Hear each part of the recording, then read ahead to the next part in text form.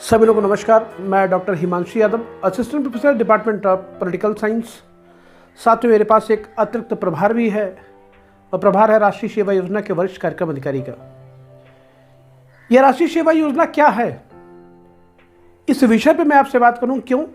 क्योंकि सभी जगहों पे, सभी कॉलेजों में, सभी विश्वविद्यालयों में इस समय सामान्य शिविर के साथ साथ विशेष शिविर, ये 7 दिवसीय विशेष शिविर का आयोजन किया जा रहा है। ये आगे करना सुनिश्चित है और कुछ जगहों पर हो चुका है। इस लॉकडाउन में राष्ट्रीय सेवा योजना अपनी क्या भूमिका निभाई है, उस बात से क्या हमारे नए जो स्वयं सेवक और सेविकाएं आई हैं, क्या वह उनसे परिचित हैं? एक लंबे समय तक क्लासेस बंद थी। जो 24 सितंबर को हमें इसका स्थापना दिवस मनाया जाना था, एक ओरिएंटेशन आपके माध्यम से किया जाना था, वह ओरिएंटेशन हम आप नहीं कर पाए। उसका रीज़न ये था कि आपके विश्वविद्यालय, आपके महाविद्यालय, आपके कॉलेजेस बंद पड़े हुए थे। लेकिन जैसे ही यूजीसी का सर्कुलर आया और 14 फरवरी के बाद रीओपनिंग का ऑर्डर आते ही सभी विश्वविद्यालय, कॉलेज खुल गए और ये बहुत कम समय मिला कि आप राष्ट्रीय सेवा योजना को आप जान पाए। जो बच्चे BA second year, third year में हैं, उन बच्चों को तो इसकी जानकारी है, लेकिन जो प्रथम वर्ष में जो नव आगंतुक जो बच्चे हैं, उन्हें क्या वास्तविक रूप में राष्ट्रीय सेवा योजना के बारे में पता है? क्या है इसे राष्ट्रीय सेवा की योजना? क्यों इसकी आवश्यकता पड़ गई? क्या हमारे जीवन में इसका महत्व है? इन तमाम सारे विषयों पर जो बातें हमें 24 सितंबर को होनी चाहिए थी, वह समय हमें आपको नहीं मिला। तब भी मैंने इस आभासिक यंत्र के माध्यम से एक बार मैंने कोशिश की और 14 सितंबर को मैंने बहुत सारी चीज़ें वो मैंने आपको बताने की कोशिश की। लेकिन मेरा एक दायित्व बना, मुझे लगा वह 24 सितंबर की बात हो सकता हमारे बहुत से जो नव आगंतुक छात्र हैं उन तक पहुंच पाई कि नहीं पहुंच पाई। 7 दिवसीय कैंप का प्रारंभ कल हमारे महाविद्यालय में होने वाला है। हमारे विश्वविद्यालय में लगातार लगे हुए कार्यक्रम, इन 7 दिवसीय शिविरों में हम क्या ऐसी हमारी कार्य योजना होगी, ये 7 दिन हमें किस तरह बदलाव के दिन होंगे, इस राष्ट्रीय सेवा योजना से हमें क्या फायदा होने वाला है। अगर आप फायदे और मुनाफे की जैसे बात करते हैं तो आपका स्वार्थ इसमें झलकने लगता है। हम सभी लोग ग्रेजुएशन कर रहे होते हैं, आप सभी लोग ग्रेजुएशन कर रहे हैं, लेकिन उस ग्रेजुएशन के करने के साथ साथ क्या कुछ आप अपने आप में अलग कर रहे हैं? क्या उस बीए, बीएससी, बीकॉम की डिग्री के साथ कोई और भी आपके पास प्रमाण पत्र है? और अगर वो प्रमाण पत्र है, 2 तरह के प्रमाण पत्र हैं आपके पास। एक तो प्रमाण पत्र आपको कागज में दिखाई पड़ेगा और दूसरा प्रमाण पत्र आपके चरित्र के विकास के लिए होगा। वह जो दूसरा प्रमाण पत्र है वो ज्यादा महत्वपूर्ण है और राष्ट्रीय सेवा योजना इसी दूसरे चरित्र के विकास की बात करता है। विद्यार्थियों के व्यक्तित्व का विकास करता है और व्यक्तित्व का कितना महत्वपूर्ण स्थान है, इसको आप शिक्षा शास्त्र के विषय के तीसरे आयाम के रूप में देखते हैं। महात्मा गांधी, स्वामी विवेकानंद क्यों इसके आदर्श माने जाते हैं? इसके आदर्श के रूप में महात्मा गांधी और स्वामी विवेकानंद को माना जाता है। अगर आप महात्मा गांधी की बात अगर आप करेंगे तो महात्मा गांधी क्या थे? सत्य अहिंसा रास्ते पर चलने वाले, और क्या कहते हैं कि बिना अहिंसा के, बिना हिंसा के किसी भी कार्य को मनवाने के लिए सबके उदय की बात करते थे। वहीं पर कुशाग्र बुद्धि के स्वामी विवेकानंद महोदय का क्या कहना था? वो कहते थे, उठो जागो, अपने लक्ष्य तक पहुंचो। लक्ष्य किसके लिए? लक्ष्य समाज के लिए। लक्ष्य किसके लिए? लक्ष्य उस स्थान को प्राप्त करने के लिए जो आपके देश और आपकी नैतिकता और आपके व्यक्तित्व के विकास के लिए हो। उस लक्ष्य को प्राप्त करने की बात कर रहे थे वो। माध्यम क्या होगा? माध्यम आपके पास अहिंसा होगा। माध्यम क्या होगा? सत्य होगा। माध्यम क्या होगा? ब्रह्मचर्य होगा। माध्यम क्या होगा? अस्तेय होगा। यह किसके गुण थे? यह गुण आपके थे महात्मा गांधी जी के। इन्होंने कहा कि कुछ एक ऐसी कार्य योजना बनाई जाए, इन लोगों के सिद्धांतों को ऐसा समाहित किया जाए कि जब बच्चा उस क्लास में आए, जब बच्चा उसमें आए तो उस भावना से, उस निस्वार्थ भाव से आपके साथ जुड़ सके और कुछ नया कर सके। इसलिए राष्ट्र की सेवा की योजना को बनाने के लिए एक नए प्रारूप की स्थापना की गई और 24 सितंबर 1969 को गांधी जी के सहस्त्राब्दी वर्ष के उपलक्ष्य में इसका क्या कहते हैं, गठन किया गया। इसके कुछ छोटे छोटे पॉइंट्स हैं, वो भी मैं आपको डिस्कस कर दूं। अगर आप देखेंगे इसका एक सिद्धांत वाक्य बनाया गया, एनएसएस का एक मोटो बनाया गया। वो मोटो क्या था? Not me but you.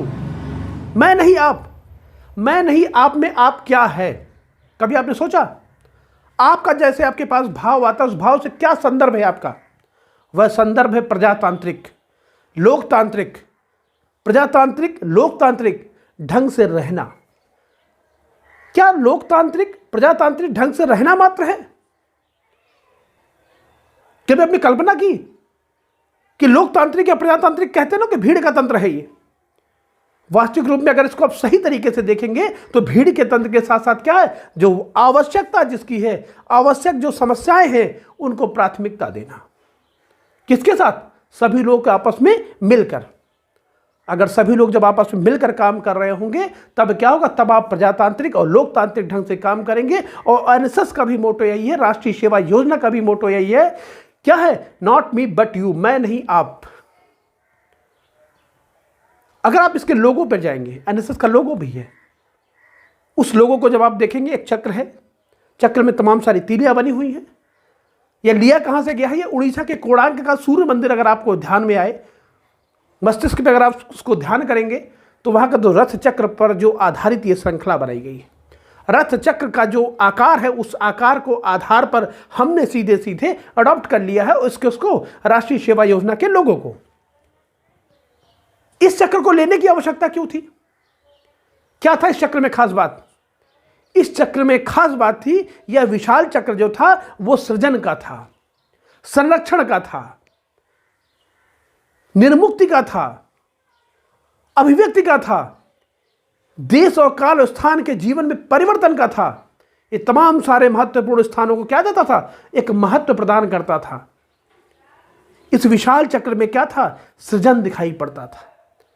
विशाल चक्रों में संरक्षण दिखाई पड़ता था। वो विशाल चक्र जो था वो कहीं ना कहीं उसकी रक्षा करता था, सुरक्षा करता था। किसकी सुरक्षा की बात? आप इस रथ से किसकी सुरक्षा की बात करेंगे? उस कोणार्क के मंदिर के माध्यम से, सूर्य के मंदिर के माध्यम से तो आपने बता दिया, लेकिन हमारे राष्ट्र की सुरक्षा के लिए, हमारे राष्ट्र के क्या कहते हैं कि संरक्षण के लिए आवश्यकता किसकी थी? एक ऐसी कार्य योजना की। वो कार्य योजना कैसे बनेगी, उस कार्य योजना में कैसे लोग होंगे? वह था हमारा राष्ट्रीय सेवा योजना। राष्ट्रीय सेवा योजना और क्या चीज करता है? राष्ट्रीय सेवा योजना में निरंतरशीलता दिखाई पड़ती है। राष्ट्रीय सेवा योजना में परिवर्तनशीलता दिखाई पड़ती है। और सबसे बड़ी बात है, राष्ट्रीय सेवा योजना में आपको सामंजस्य भी स्पष्ट रूप से दिखाई पड़ता है। इस सामंजस्य को अगर आपको देखना हो तो अगर आप चक्र को ध्यान में करेंगे, उस चक्र में आप देखते हैं वो लगातार वो चक्र चलता है तो आपकी निरंतरता को प्रदर्शित करता है। वो हमेशा स्थान को परिवर्तित करता है। क्योंकि जब वो चक्र चलेगा, वो काल चलेगा, तो क्या होगा? कहीं ना कहीं उसको आप अग्रिम, आगे की तरफ आप बढ़ रहे होंगे। और जब आप आगे की तरफ बढ़ रहे हैं, इसका मतलब क्या है? अब विकास की दिशा में परिवर्तनशील है। और देखिए, पहिए से एक पहिए और दूसरे पहिए के बीच का सामंजस्य कितना अच्छा है। यह जो तीनों चीजें हैं, यह तीनों चीजों राष्ट्र के जो स्वयंसेवक हैं, राष्ट्र की जो स्वयं सेविकाएं हैं, इस राष्ट्रीय सेवा योजना के माध्यम से इसे पाने की कोशिश करते हैं। लगातार राष्ट्र की सेवा की भावना, क्या ऐसा कि 7 दिवसीय कैंपों में ही केवल किया जाए? मेरे ख्याल से नहीं। राष्ट्र की सेवा की योजना का भावना क्या है? आप लगातार हर दिन उस 24 घंटे जो 24 घंटे की जो तीलियां होती हैं, उस तीलियों के अनुसार आपको कभी रुकना नहीं है, लगातार आपको चलना है। वो जो सेल पड़ा हुआ, वो सेल क्या है? वो आपकी आत्मा है। जब वो सेल खत्म हो जाता है तब क्या होता है? तब आप उस घड़ी की सुइयां रुक जाती हैं। जब हमारा शरीर मृत प्राय हो जाता है तो उस कंडीशन में क्या है? उस कंडीशन में आपकी ये जो कार्य करने की शैली है तब वो समाप्त होती है। मन और मस्तिष्क में कहीं ना कहीं ये विचार आता है, इसका मुझे फ़ायदा कहाँ मिलेगा? क्योंकि हम सभी लोग स्टूडेंट हैं तो दिमाग में कहीं ना कहीं रहता है कि इसके फ़ायदे और नुकसान की बात हम जरूर करें। फ़ायदा मैंने आपको बता दिया व्यक्तित्व के विकास के लिए, नुकसान इसका कोई नहीं है। क्योंकि अगर आप अपने व्यक्तित्व का विकास करें तो उसमें नुकसान शब्द का कहीं प्रश्न ही उठता ही नहीं है। लोग कहते हैं कि इस 2 साल के कार्यक्रम को करने के पश्चात हमें लाभ क्या होगा? 2 साल के कार्यक्रम को करने के पश्चात अगर आप लाभ की बात करेंगे तो आपको एक सर्टिफिकेट मिलेगा जिन 2 वर्षों में एक बार आपको कैंप करना अनिवार्य होगा। वह 7 दिन का कैंप होगा। वह 7 दिन का जो कैंप होता है वह दिन और रात का कैंप होता है। कुछ जगहों पर दिन का कैंप होता है और कुछ जगहों पर रात्रिकालीन का भी कैंप लगाया जाता है। लेकिन इन 2 वर्षों में एक बार कैंप करना आपका अनिवार्य होता है। जब आप किसी प्रोफेशनल कोर्सेज को अगर आप नहीं करते हैं, ध्यान रखिएगा, अगर आप किसी प्रोफेशनल कोर्सेज को नहीं करते हैं, ग्रेजुएशन करने के बाद आप बीए करते हैं, एमए करते हैं, एमए करने के साथ साथ आप बीएड करते हैं। बीएड को प्रोफेशनल कोर्स माना जाता है, लेकिन यहाँ पर विशेष क्योंकि शिक्षा से संबंधित है, व्यक्तित्व के विकास से संबंधित है, इसलिए यहाँ पर आपको 10 और 15 नंबर का एक वेटेज देने का एक उन्होंने पैमाना बना रखा है। 2 साल अगर आप कैंप करते हैं तो आपको 15 नंबर का वेटेज है, और 1 साल कैंप करते हैं तो आपको 10 नंबर का वेटेज है। अच्छा, हम सभी स्टूडेंट हैं। कभी आपने सोचा कि जब आप 26 जनवरी को जब आप राजपथ पे देखते हैं, लोग परेड कर रहे होते हैं, और परेड करने के दौरान आपका जो जुनून है, आपका जो जोश है, कहीं कहीं जोनो जुनूश में आप आ जाते हैं। आपको लगता है यार हमें भी यहाँ होना चाहिए। ये भाव जब आपके मन में आता है, इस भाव की पूर्ति केवल 2 ही कर सकता है स्टूडेंट में। जब आप स्टूडेंट होते हैं, या तो एनएसएस या तो एनसीसी। एनएसएस और एनसीसी ऐसा प्राविधान किया गया कि 2 में से केवल आप एक ही ले सकते हैं। तो इसका मतलब है कहीं ना कहीं दोनों क्या है, समान है, इक्विवेलेंट है। जैसे आप समानता की बात करेंगे, एनसीसी के पीछे बहुत सारे लोग कहते हैं कि मुझे एनसीसी ही लेना है। एनसीसी लेने से क्या है कि आप सरकारी सेवाओं में कुछ जगहों पे आपको छूट मिलती है। एनएसएस ने एक प्रावधान अभी पास किया है, नई न्यू एजुकेशन पॉलिसी में एक प्रावधान उसमें सम्मिलित कर दिया गया है कि आगे आने वाले कुछ कार्यक्रमों में, कुछ नौकरियों में, कुछ विभागों में आपको राष्ट्रीय सेवा योजना के 2 दिवसीय कैंप यदि अगर आपने कर रखे हैं तो उसका लाभ आपको दिया जाएगा। कुछ ना कुछ वेटेज आपको वहां पे दिया जाएगा। अब जब परीक्षा के समय एग्जाम देते हैं, उस एग्जाम में आपको 10 से 15 नंबर का छूट दिया जाएगा। इस 10 से 15 नंबर के छूट को आप तब महसूस करेंगे जब आप बीएड करने जाएंगे और 2 नंबर से आपका गवर्नमेंट कॉलेज छूट जाएगा। तब आपको फीस देनी पड़ेगी 50,000 रुपये, और जब आप उसी 2 नंबर से आप अंदर हो जाएंगे, इसी एनएसएस की वजह से 10 नंबर लेके आप फाइट के बाद अंदर आ जाएंगे, और आपकी फीस जब 2,500 लगेगी, तब आपको लगेगा कि एनएसएस करने का हमें फ़ायदा क्या हुआ। ये तो मैंने प्रमाणिक आधार पर बताया, लेकिन आपके चरित्र के विकास में, आपके नैतिक विकास में जो बदलाव आएगा उसका कोई मूल्य नहीं है। वो उन 10 नंबर, 15 नंबर, 40,000, 50,000 से बहुत ऊपर है, बहुत ज़्यादा ऊपर है। समाज में आपकी एक प्रतिष्ठा बनेगी। समाज में आपको बोलने का, आपको सुनने का, आपको समझने का लोग एहसास करेंगे। लोग आपसे मिलने के लिए, लोग आपसे आतुर होंगे। कोविड-19 वैश्विक महामारी के दौर में राष्ट्रीय सेवा योजना ने जिस प्रकार से कार्य किया है वो वाकई में काबिल तारीफ है। मैं खुद एज ए नोडल ऑफिसर के रूप में मैंने काम किया है। देखा कि नैतिकता किस तरह तार तार हो रही थी। लोगों के पास ऑक्सीजन के सिलेंडर नहीं थे, लोग घरों से अपने बाहर नहीं निकल रहे थे, लेकिन हमारे राष्ट्रीय सेवा योजना के तमाम सारे स्वयंसेवकों ने क्या किया, घरों घरों तक दवाई पहुंचाई है। यह है राष्ट्रीय सेवा योजना।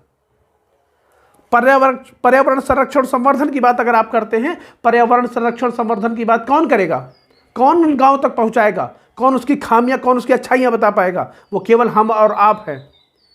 इसीलिए राष्ट्रीय सेवा योजना की एक थीम बनाई जाती है, हर वर्ष की एक थीम बनाई जाती है। कभी थीम बनाई जाती है अकाल के लिए युवा, स्वच्छता के लिए युवा, जल संरक्षण के लिए युवा, ऐतिहासिक धरोहर के लिए युवा। ये सब चीज़ में युवा क्यों जोड़ दिया जाता है? क्या है युवा? युवा को जैसे आप उल्टा करेंगे उसका उल्टा होता है वायु। वायु में वेग होता है जो सब चीज़ें बदल सकता है। वायु में तेज होता है वो सब कुछ बदल सकता है। वायु एक ऐसी ताकत है जो किसी भी चीज़ को हटा सकती है, किसी भी चीज़ को परिवर्तित कर सकती है। वो जिस दिशा में जाएगी उस दिशा को परिवर्तित कर देगी। तो वो वायु का क्या है? वो वायु जो है, वो जो युवा है, कौन है? वो हम और आप हैं।